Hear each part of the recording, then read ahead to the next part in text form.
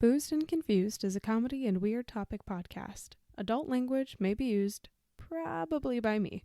While our episode topics may be educational in nature, we are not responsible if your children start dropping the F-bomb to their kindergarten class. Listener discretion is advised.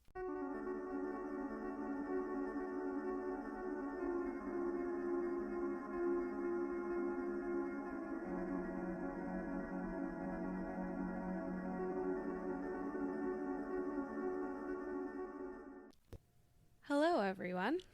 Oh, shoot, we're starting. Hey. We're starting. Howdy. Hey, y'all. Hello. Hi. I'm Carolanne. I'm Matt. And welcome back to another episode of Boozed and Confused. It's currently Monday night. We usually publish Monday mornings. We were insanely busy this past week, and we're sorry. I'm not sorry. But we wanted to, save our sanity and also have something that was like somewhat of a decent quality and not super shit. So we decided to just put it off until tonight. You're welcome. Hopefully. It'll probably be like Tuesday morning when you're listening to this. I'm still not sorry, though. Speaking of super shit, I think I didn't tell you the news. What's the news? So a couple weeks ago, like 3-4 weeks ago, we started putting all of our episodes up on YouTube for audio. And it turns out that there's a huge niche on YouTube for like sci-fi, UFO, paranormal type of content. And one of our episodes, which is about Bob Lazar, is probably one of our more popular episodes that's been popping up. So I go onto YouTube the other day. Oh, no. And there's a comment that says, "Crap podcast." It's like listening to kids at the school dinner table. Thumbs down. Oh, man. Nice. So then naturally I responded, "Dad, is that you?" And then the person responded, "No, I'm 22, so I can't be your father." Typical childish reply from a childish channel. Wow. So I didn't respond after that, but I thought that was the funniest shit. Who is this person? I have no idea. The account literally just says Mr. That's the account name. So. Oh God. I thought this was going to be something good. Wait, but also, so you go to the, okay, so this person joined November 2015, so it's not like somebody made it just for our account, which makes me feel better. But if you go to like the account description for the about, FIFA 17 BPL saves / goals, there's like nothing else in the account, but I thought that was so funny, so I wanted to share. We haven't gotten any like bad reviews that I've seen, so except for that guy. Well, that's not even a review. That was just really funny. Never read the comments. How about that? I'm actually going through all of the videos right now. I gotta find this person. Oh, anyways. What episode was the Bob Lazar one? Did you not listen to me? No. What number? Oh, I don't know. Am I listening? I literally have headphones on. I hear your voice twice. 24/7.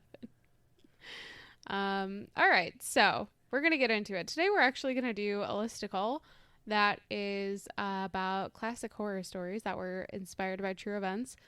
It's spooky season, my friends.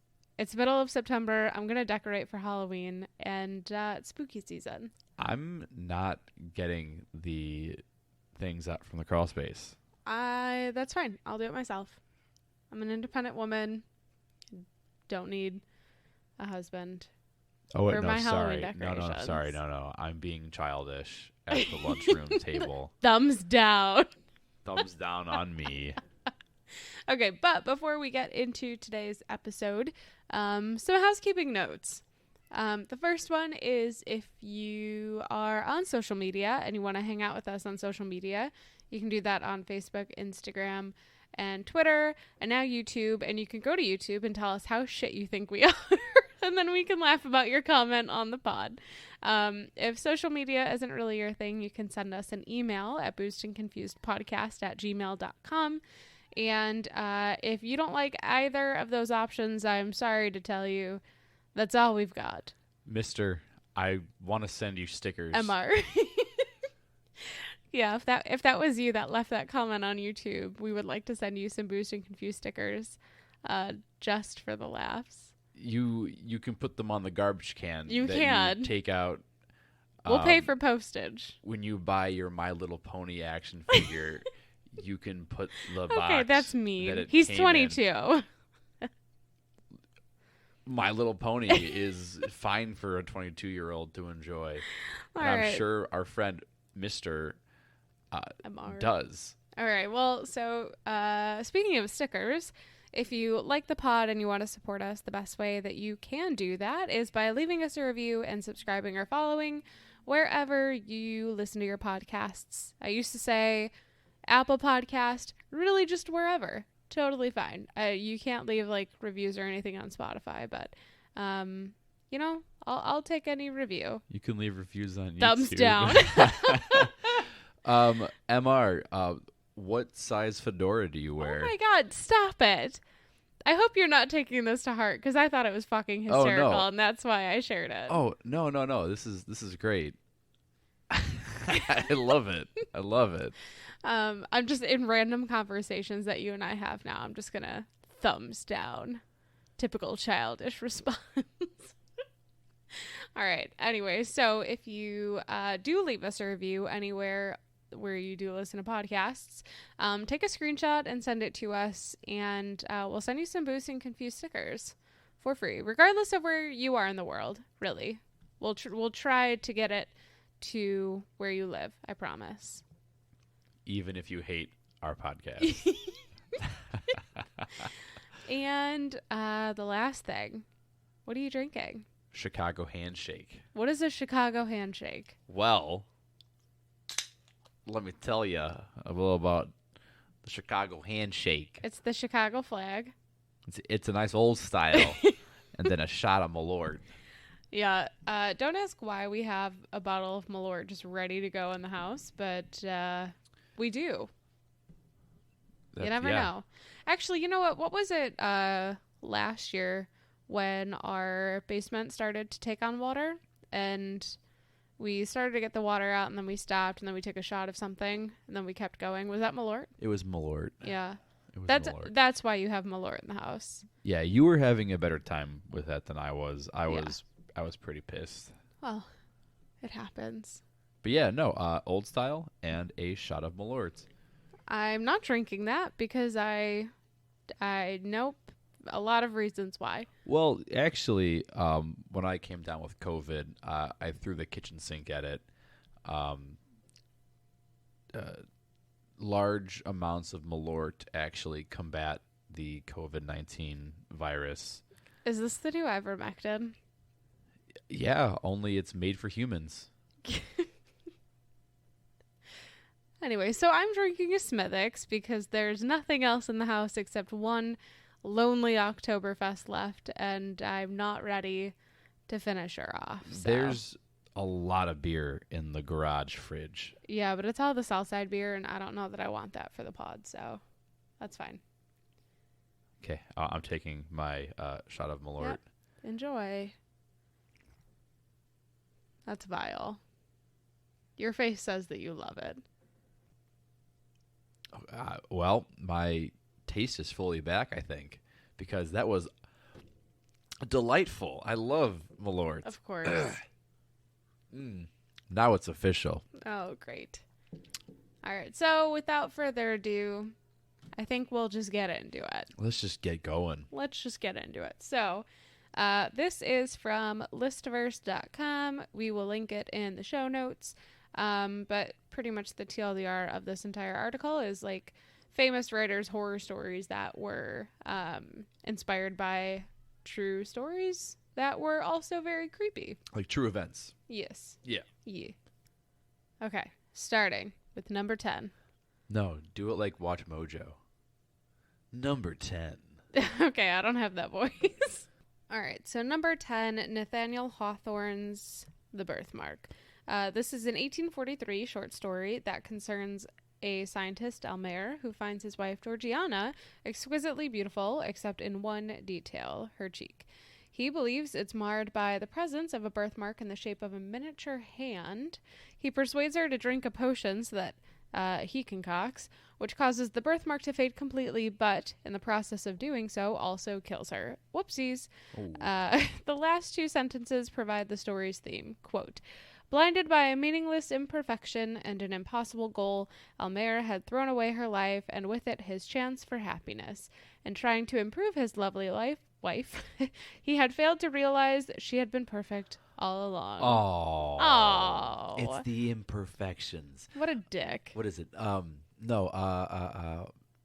the idiosyncrasies that make people special. Yeah, of course. Okay, so according to Patricia Dunleavy Valenti, author of the biography of Sophia Peabody Hawthorne, 1809 to 1847, Hawthorne's story was inspired by his own wife's miscarriage, which is actually very sad. Translated into fiction, the blood color of the birthmark suggests female issue, whether that produced by menstruation or miscarriage, or as in Sophia's case, the one possibly confused for the other, which to Hawthorne encodes the sum of female ailments to include depraved sexuality and faulty reproductive capacity. Oh, that's a mouthful. That was a mouthful, and that was also very sad. So, they say something about the writer and their thoughts, and there's a saying where it's like, as you're writing, you have to kill your little children sometimes, and the children are your like ideas that you're writing, and it's very painful. Yeah, that I don't know. That's really weird. That's like The Shining. No, they would just always say that in the writer's workshop, that sometimes you have to kill your ideas or like put them somewhere else where they work better. R.I.P. Number 9. Great. This one's called the Oblong Box. The Oblong Box, which is great because it's Edgar Allan Poe, and I love Edgar Allan Poe. In 1844, he wrote a short story called The Oblong Box, and it recounts a sea voyage in which Cornelius Wyatt, his wife, and his 2 sisters reserved 3 rooms aboard a ship called the Independence. So Wyatt and his wife, along with this oblong box, which really smells bad, has its own room, and his sisters occupy another.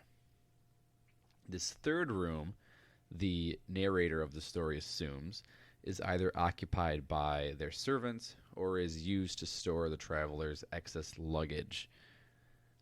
Although Wyatt's wife is rumored to be a beautiful woman, the narrator observes that she is actually quite plain. When she leaves her husband alone in their room to spend the night in the 3rd room.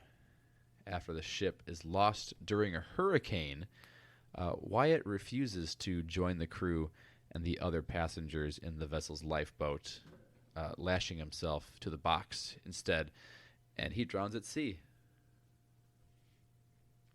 During an encounter, a month afterward, the ship's commander, Captain Hardy, explains the mystery of the box. It was a coffin. Wyatt, accompanied by his sisters, was traveling from Charleston, South Carolina, to New York City to return the body of his beautiful late wife to her mother. To avoid disturbing guests, the captain arranged for the box to be registered as baggage, and Wyatt's maid had posed as his spouse. Man, that's kind of sad. Poe was inspired by a newspaper account 3 years earlier of John C. Colt's murder of Samuel Adams, the brother of Samuel Adams, who manufactured the famous Colt revolver that proved equally popular among both 19th century Wild West gunfighters and soldiers of the U.S. Army. So is that the beer one or no? I don't think that's the beer one. I don't know. Regardless, the real event, the murder occurred in 1841 as the result of an unpaid bill.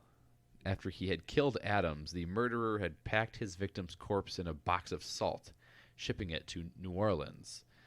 After Adams' friend notified authorities that he had gone missing, the box was found aboard the ship.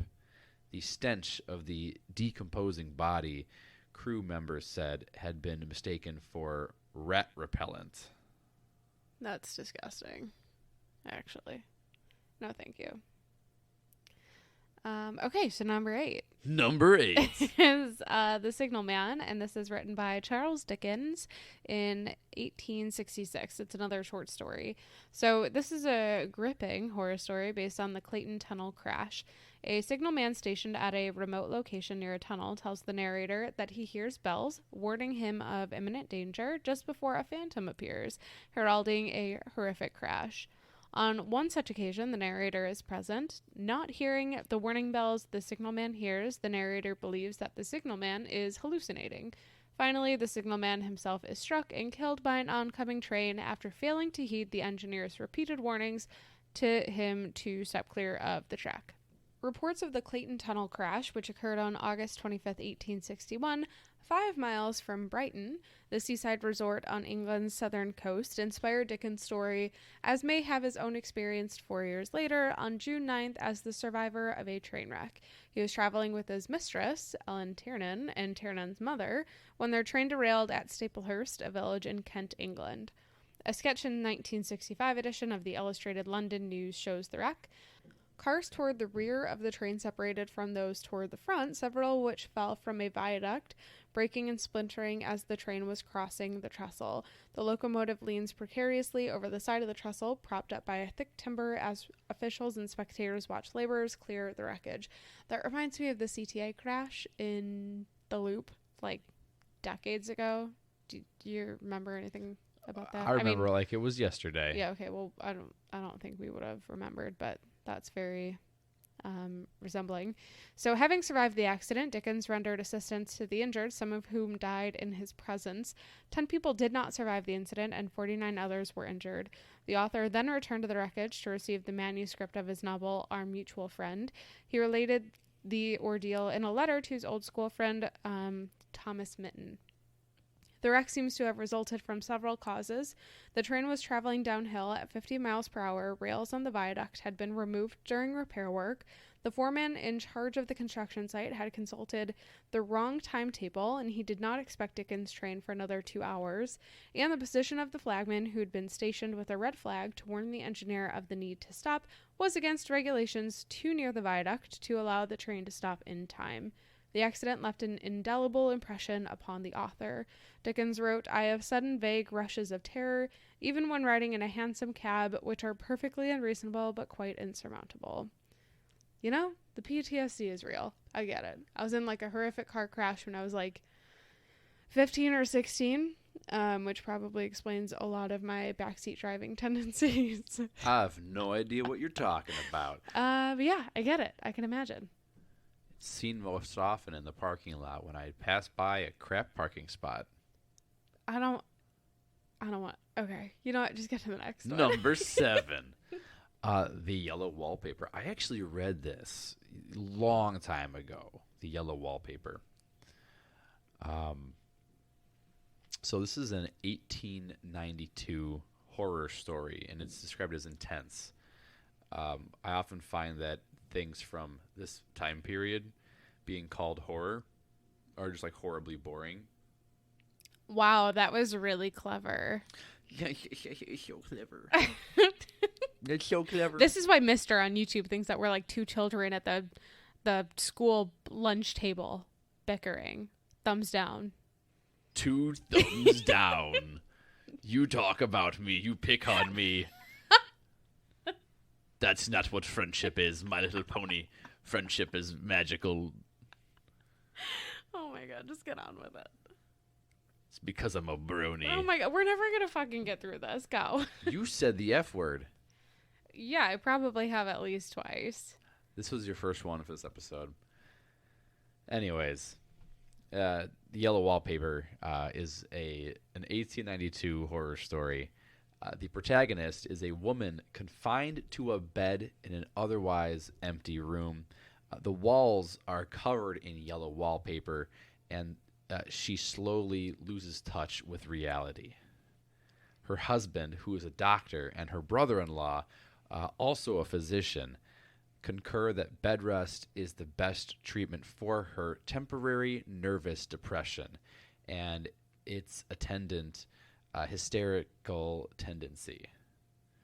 She does not seem to be as certain, but she follows the recommended treatment of phosphates or phosphites, tonics and journeys, and air and exercise, foregoing any and all work.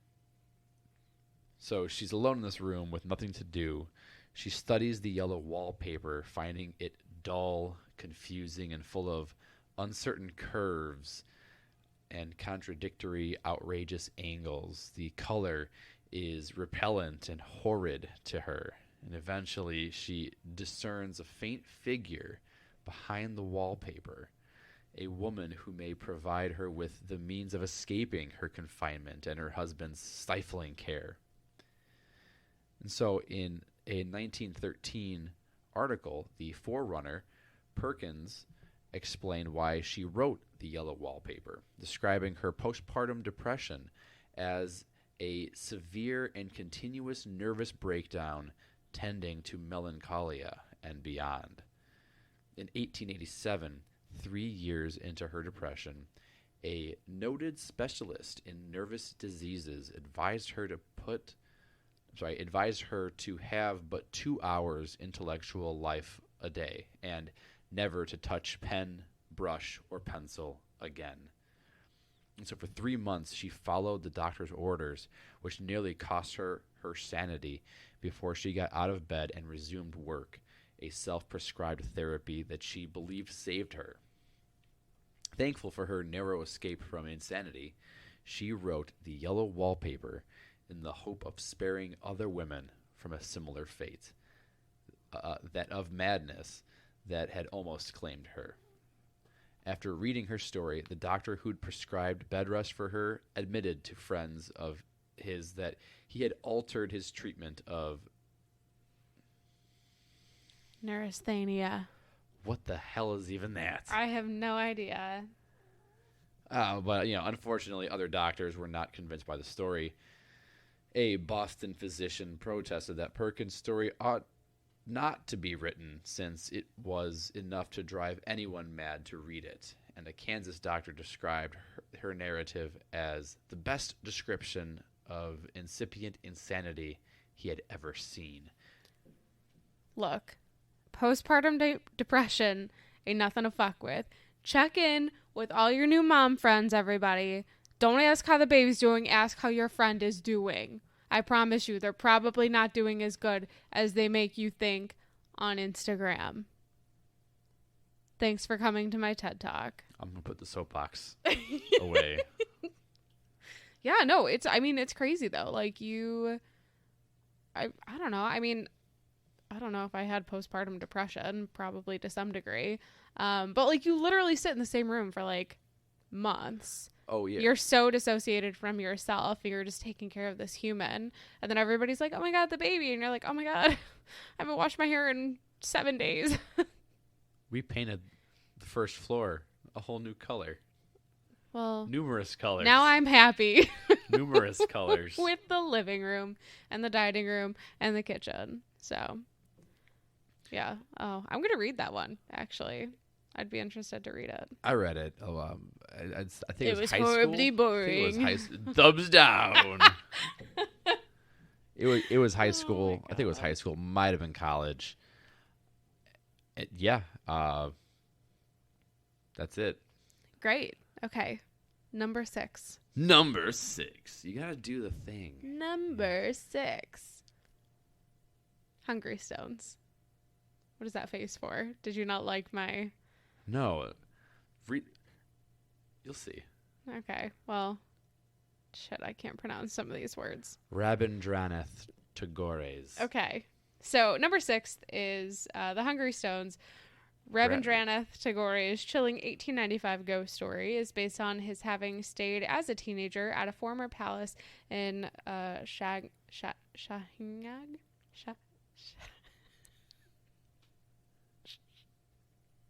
Shahinag, Oh gosh. near Ahmedabad, India. Which is located along the... You're on your own. It's late in the day and my contacts are just like really not staying on my eyes anymore. So Sabarmati River. As a guest in the palace, he imagined how it might have been during the old days when it was in full swing. The result of his imaginative recreation of the palace in its heyday and his masterful story is in which a young tax collector, Srijut, stays in a remote palace that he believes is haunted by the spirits of its past occupants, including the ghost of a beautiful young woman. The story mixes everyday reality with supernatural elements as the palace's past mingles with his present.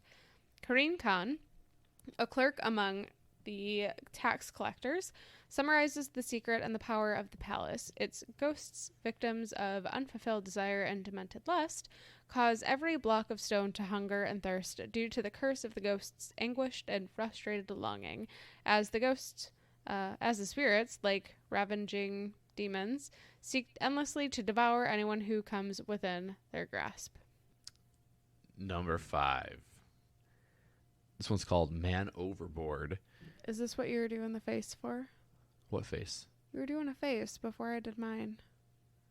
Oh, no, I was just reading ahead of what you were going to try and read. Rude. You're not wrong. I rarely am.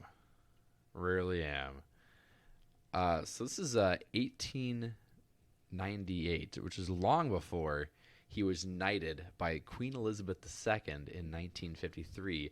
Winston Churchill, good old Winston, wrote Man Overboard. This is a story of ironic suspense, a draft of which he shared with General Ian Hamilton, hoping the tale might amuse him. A passenger aboard a mail steamer on its way through the Red Sea falls overboard after he leaves a concert underway in the ship's companion house to smoke a cigarette and leans against an insecurely fastened rail. And although he makes a great splash, no one hears him, nor over the music does anyone discern his screams for help. As the steamer continues on its way, putting greater and greater distance between itself and the man overboard, the protagonist, becoming exhausted, despairs, unable to put an end to his plight by drowning himself as he'd hoped. He finally prays to God for assistance. The answer to his prayer is not only ironic, but also unexpected. The story was illustrated by Henry Austin.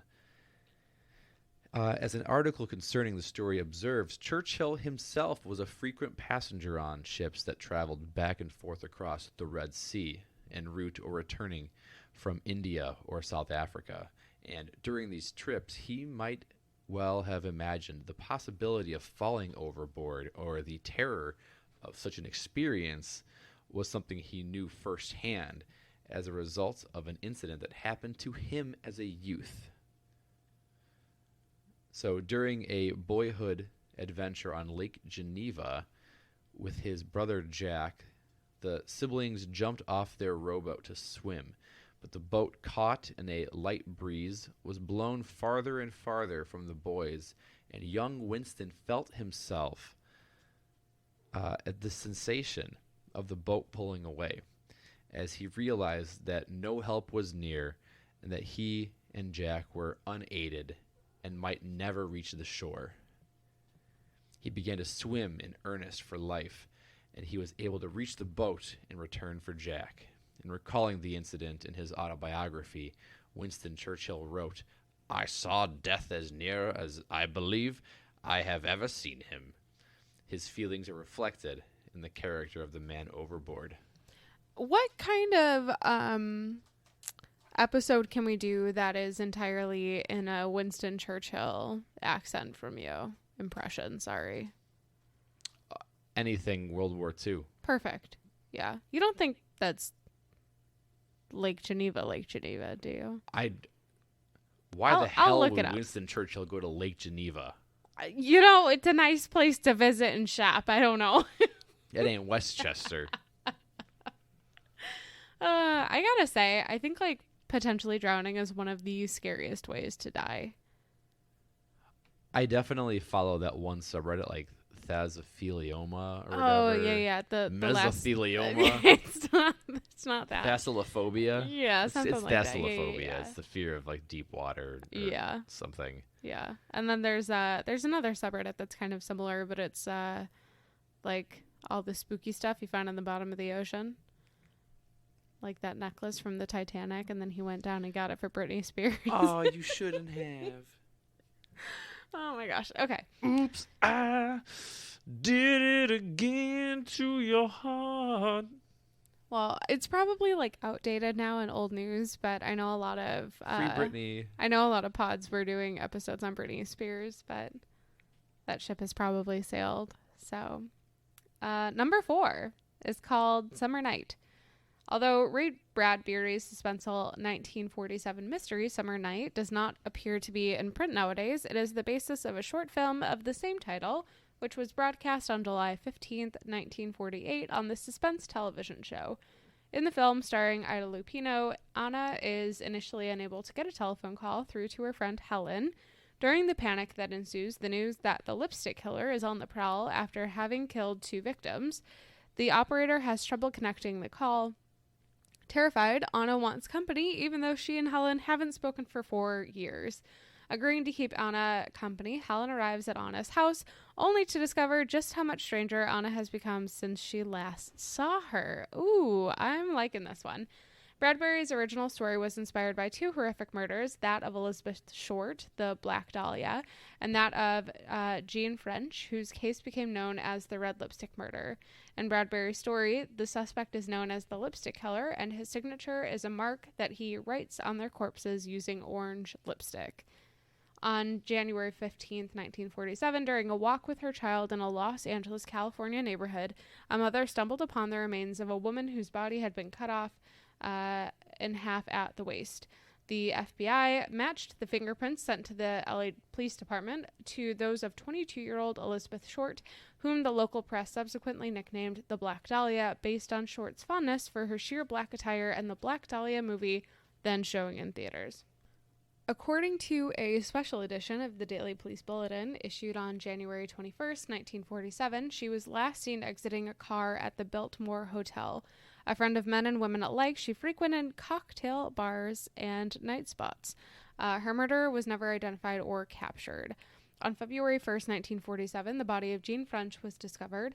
After marrying 4 times, the 44-year-old woman, who'd worked as both a nurse and a pilot, disappeared in Los Angeles until construction worker H.C. Shelby discovered her naked, brutalized body near a pile of women's clothing. Savagely beaten and stomped, she'd bled to death. Her killer had used her lipstick to leave a vulgar message for the police, "Fuck you, PD," which he'd signed Tex. The press had misread the message, though, reporting it as PD as BD, which caused many reporters to associate her murder with that of Short, the Black Dahlia, who'd been killed only 3 weeks before. As was the case with Short, despite various theories as to who killed French and why, her killer was never identified. It's kind of like Jack the Ripper. Hey, you guys, I did a really good job last night. You almost got me, but I got away. Yeah, that was something else. All right, number 3. Oh, that was terrible. Number 3. Number 3. The number 3. This one's called The Velt, which is another Bradbury concoction. This story follows siblings Peter and Wendy, like 10-year-old siblings, and they're in this high-tech nursery, which allows them to set up these 3D biomes. And although their parents, George and Lydia, are afraid that the kids are putting too much time into these like made-up worlds that they create, George argues that the artificial worlds aren't a threat. However, the children are in a battle of wills against their parents, waging what critic Lana Diskin characterizes as an insidious struggle for total power and control behind the facade of innocence, in which Peter and Wendy's psychological alienation has produced the reality of Africa. Their versions of the Velt becoming increasingly wilder and more ferocious. George and Lydia have plenty to fear, the story's conclusion implies. And so, as the children's name suggests, the source of Bradbury's story is likely to be James Barrie's play Peter Pan.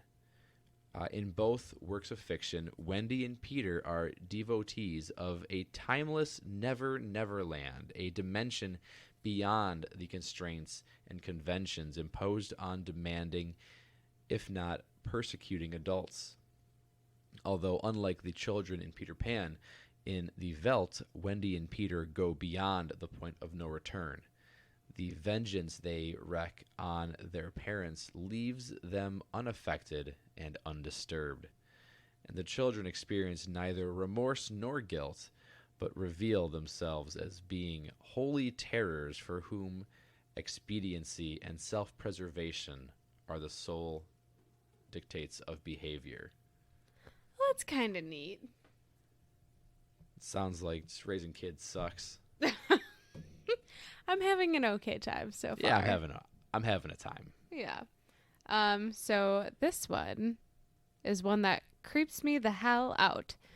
So number 2 is The Birds. Number 2. Which I feel like is probably one of the most well-known ones on this list. Published in 1952, The Birds takes place in Cornwall in southwest England, Daphne du Maurier's hometown for most of her life. After a farmer is attacked by seagulls, the birds' kamikaze attacks become increasingly fierce and cover larger and larger areas until it has become clear that all of Britain is under aerial assault. The story's horrors are intensified as Nat Hawken, a farmhand, tries to protect his family. He discovers his neighbors' bodies after the birds' attacks, and military aircraft appear insufficient to stem the tides of the birds' assaults. The story has political overtones since the East Wind is implicated in the birds' attacks, suggesting the Soviet and Chinese aggression against England near the end of the 1940s and during the Cold War. I will say, the movie, The Birds, terrifying. So creepy. Yeah. Sometimes when I see like large flocks of birds doing that thing that the birds do, you know. Yeah, that bird thing. I hate that bird thing. Where they just fly and yeah, they all just they all go the exact same direction. Wait, hold on. I do want to clarify something though. Birds aren't real. Hold on. I think you're onto something here.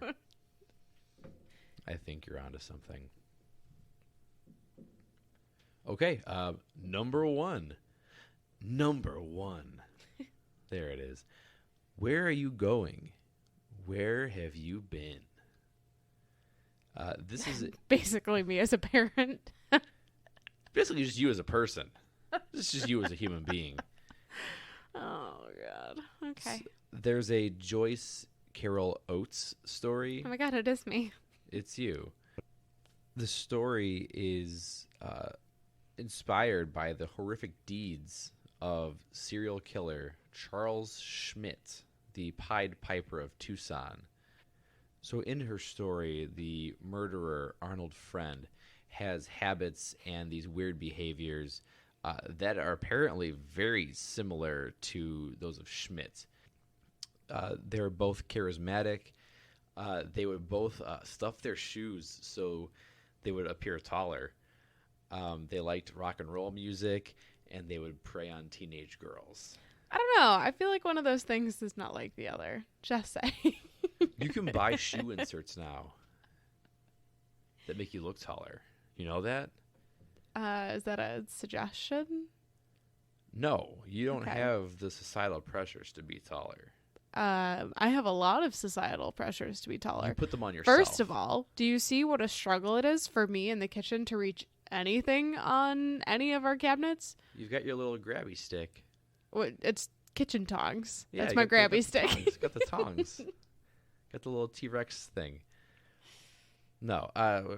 Yeah. So the murderer in Oates' story, as well as Schmidt, would like mimic teenagers in the way they talked and dressed, but were not teenagers. How do you do, fellow kids? Hello, fellow kids. So in her story, she said, it's a realistic allegory in which Connie, an innocent young girl, is seduced by way of her own vanity. She mistakes death for erotic romance of a particularly American trashy sort. Schmidt murdered 3 girls, 15-year-old Aileen Rowe, his girlfriend Gretchen Fritz, who threatened to inform on him to the police after he'd confessed his murder of Rowe to her and the couple had fought, and Fritz's 13-year-old sister Wendy, who just happened to be at the wrong place at the wrong time. Convicted, Schmidt later escaped from prison, but he was captured and returned, this time to be stabbed by 2 of his fellow prisoners. You know, good. Yeah, they always take care of it. He died 20 days later on March 30th, 1974, at age 30. But hey, he was young at heart, right? What a creep. Creep, creep, creep, creep. Well, that was it. That was number 1. So that's the end of our list. If you are into short stories, this is definitely a good list to check out. The website, if you're going to link that, I think you are, has all these like videos or audio pieces that you can like enjoy if you feel like checking those out. Yeah, I'm for sure going to read the Yellow Wallpaper. Actually, I chose the Yellow Wallpaper for the cover art for today's episode, so you can take a little looky-loo at that. But yeah, that's it for today. That's all she wrote. That's all any of them wrote. Cool. I gotta go to bed. Yeah, I'm tired. It's 9:30. My eyes are dry. We're just doing really well. I'm going to go read a book after I publish this, I think. That's bedtime. Thank you so much for joining us today. We hope you enjoyed this list as much as we did. We will see you guys next week. Good night. Good night. Goodbye. Thank you, Cleveland.